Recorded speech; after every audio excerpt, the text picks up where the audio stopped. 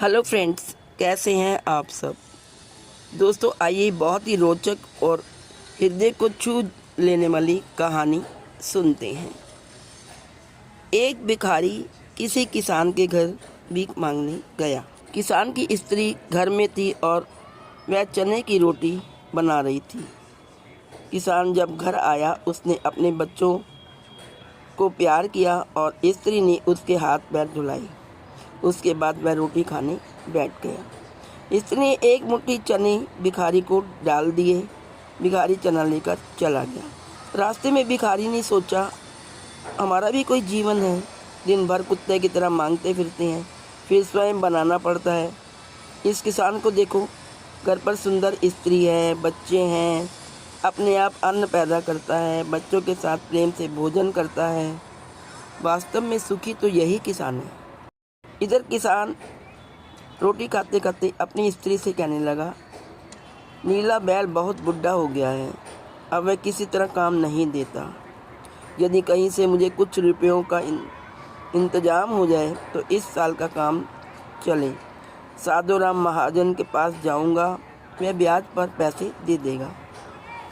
भोजन करके वह साधुराम महाजन के पास गया। बहुत देर विनती करने पर 1 रुपया सैकड़ा ब्याज पर साधु ने रुपया देना स्वीकार किया। एक लोहे की तिजोरी में से साधु राम ने एक थैली निकाली और गिनकर रुपए किसान को दे दिए। रुपए लेकर किसान अपने घर को चला। वह रास्ते में सोचने लगा, हम भी कोई आदमी हैं, घर में 5 रुपये भी नगद नहीं है। कितनी विनती करने पर उसने रुपए दिए। साधु कितना धनी है, उसके पास सैकड़ों रुपए हैं। वास्तव में सुखी तो साधु राम ही है। साधु राम छोटी सी दुकान करता था। वह बड़ी दुकान से कपड़े ले जाता और बेचता। दूसरे दिन साधु राम कपड़े लेने गया। वहाँ सेठ पृथ्वीचंद की दुकान में उसने कपड़ा खरीदा।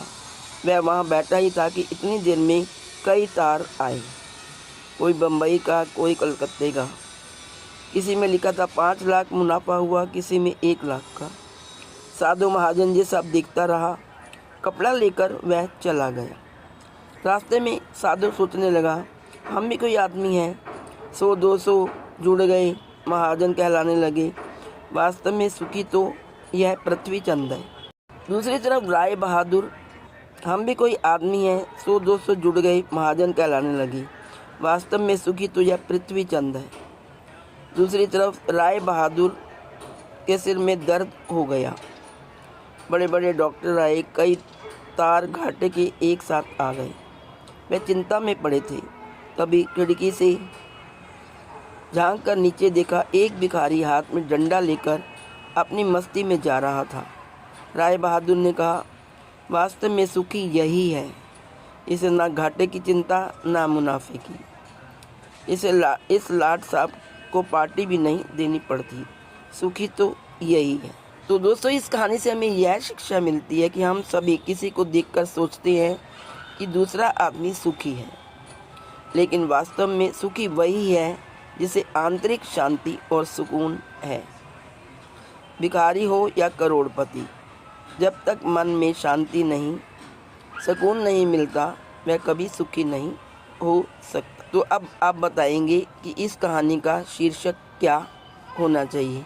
यदि आपने पूरी स्टोरी सुनी तो प्लीज़ कमेंट में इसका शीर्षक ज़रूर लिखें।